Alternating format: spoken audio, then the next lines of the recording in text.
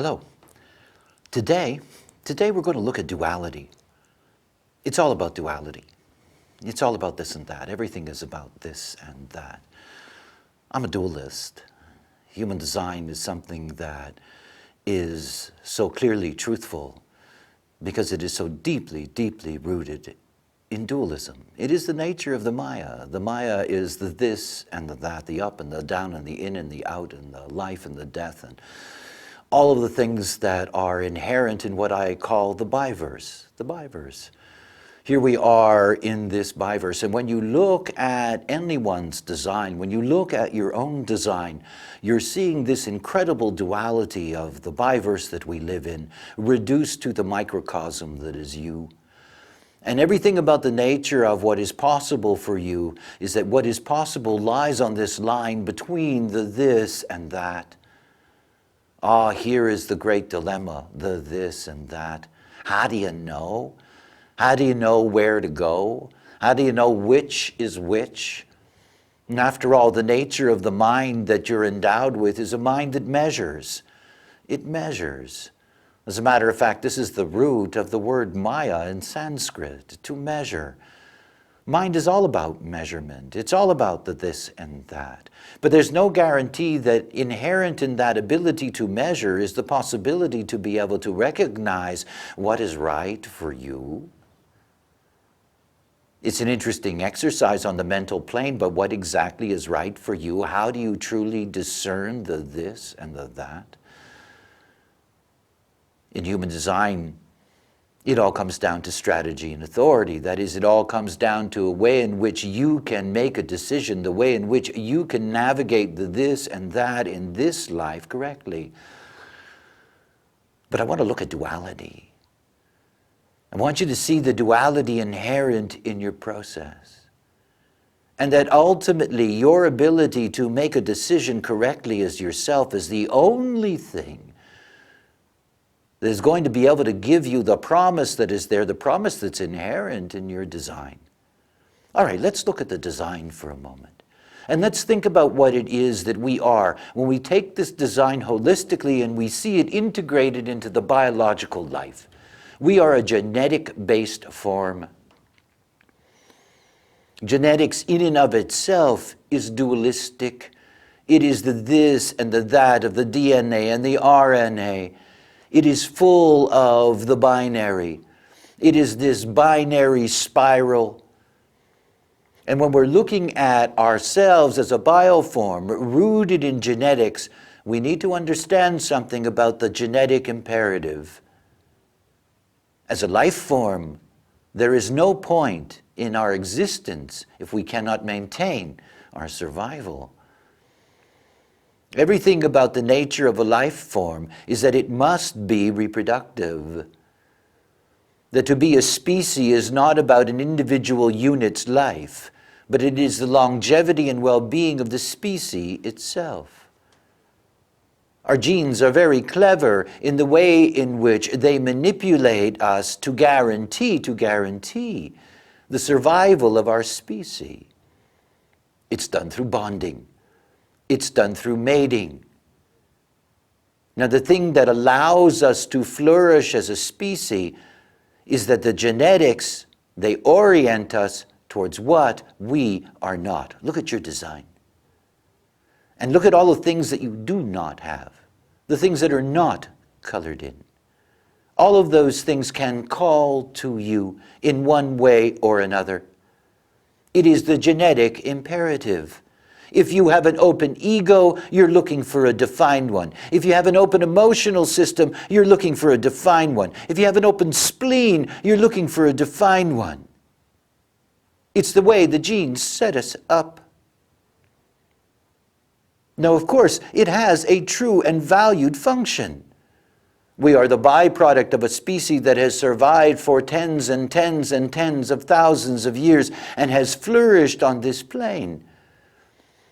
And the very nature of this attraction imperative has expanded the quality and diversity of our gene pool. Today, on this plane, with 7 billion humans, there is an enormous diversity in the gene pool. Well, Congratulations to the genetic imperative.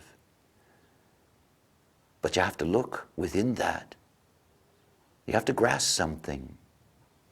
You see, the moment that you are pulled constantly towards what you are not, you give up yourself.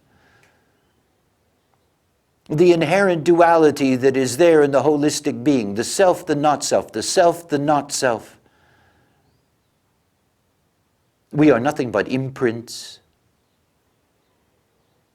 Those imprints are the essence of what we are here to experience. It's what's colored in your design. It is the essence of what you are here for. And yet by the genetic imperative, what you get to see is that constantly we are being pulled by that imperative. And it's not just a matter that it is a physical pull. If it was just a physical pull, it could be dealt with. But it's not. It feeds on the fundamental anxiety of the mental plane. Everything that is open in you, everything that is open in you influences the way in which you think. And the way in which you, as a not-self being, as a homogenized being, makes decisions. You have an open splenic center. That open splenic center is about you holding on to things that are bad for you. And you hold on to them because they're bad for you, and you hold on to them because they still make your spleen feel good. And the way your mind is going to work, the way your mind is going to use that influence. Somebody says to you, you should let go of that thing, and you go, no. Because you hold on to things that are not good for you. And there is nothing that is going to change that. This is the way the not-self is lost in this life. It is lost in the mental decision-making. It is lost as a result of the genetic imperative always saying, that over there is better than what you've got. It's always better. You know, like the channel 1648. It's a channel of talent. The 48th gate is the gate of depth. The 16th gate is the gate of skills. If you're a 16 and you don't have a 48, you think the depth is everything at the expense of your skills. And if you're a 48 and you don't have the 16, you think the skills are everything at the expense of your depth. Yes, the genetic imperative keeps our species healthy. Oh, yeah, it does. But the vast majority of human beings on this planet aren't going to wake up. But you might. You might. By understanding that you're not here to be what you're not.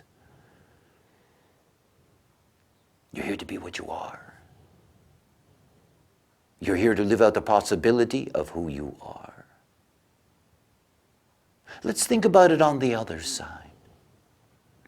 There's something extraordinary to understand about our imprints. All those activations that are there in your design. Each of those activations have a positional resonance. A positional resonance. And what that means is, based on the exact position of that activation, it resonates to what are the elements of that position. In other words, its tone, its color. And this resonance is how we take in experience. How we take in experience in terms of who we actually are. Every single activation that you have, with the exception of the Sun-Earths, that all of those activations, that they are resonating outward. You see, if you are someone who is operating correctly, instead of being drawn to the genetic imperative, instead of being drawn to the thing that you were not, you begin to resonate to what is good for you. You begin to resonate to what is correct for you as a being. what is correct for you to experience, and the way it's correct for you to experience it. You see, the genes are not the bad guy. They're just elements in the construct. One side of the genetic process is to point us towards that attraction. It's biological responsibility to the reproduction and the continuation of the species, but on the other side, inherent in those genetic elements that are us, that are defined as us, that are imprinted as us, is the possibility to be able to resonate to the world around us. We are frequency. Regardless of what the illusion appears to be, we are frequency. The difference between the not self and the true self is frequency. That frequency is determined by the nature of your way. You see, when you are operating correctly, the first thing that happens is the elimination of resistance. Resistance. This is the thing that tears at us. And whenever you're looking at a duality, the duality of a genetic attraction, the duality of genetic resonance, that they become dualities themselves. 2, 4, 16, 64, here we go. You see, when you're looking at the genetic attraction, it's not all bad. It's not all bad at all. I'm somebody that has a completely open emotional system. I have one gate in the emotional system. It's unconscious. It's the 49th gate. When I was not self, the emotional system and its not self strategy to avoid confrontation and truth were dominant psychologies in my life. From the moment that I became aware of my own nature, it was the moment that I began to see so clearly that the emotional field that I had been lost in was something that came in and out of me. It was something that amplified through my system but did not belong to me, and suddenly I became very wise about the nature of the emotional system.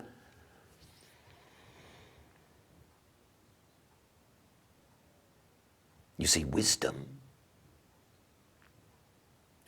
hides in your openness. It hides behind the distortion of conditioning, but it's there. If you look at a human design graph and you look at what's colored in, this is the student. And if you look at what's open, what's white, this is where you go to school in life. These are where the lessons of life are learned. You're either going to be mauled or overwhelmed or homogenized, or you're going to grow wise. And the wisdom arises out of awareness, the awareness of what you are as opposed to what you are not, and the ability to bypass the temptation to use mind to orient your life. If you take a look on the resonance side, it's the same thing. There is always a duality. That very potential that is inherent in every activation to resonate outwards doesn't necessarily resonate true. It is about color and color transfers. This resonating outwards transfers, distorts, leads to distractions. You see, both sides have its this and that. Everything has its this and that.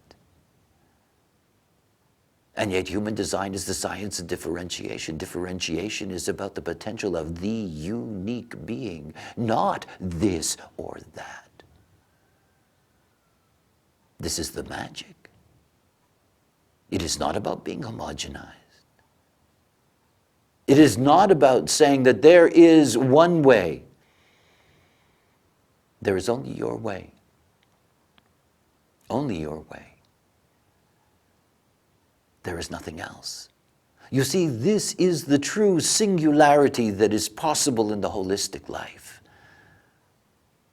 It is a singularity that simply comes out of a very, very simple mechanism. The mechanism being able to navigate. Navigate. We are objects moving in space. Navigate. It's something to think about over and over and over again, to really grasp.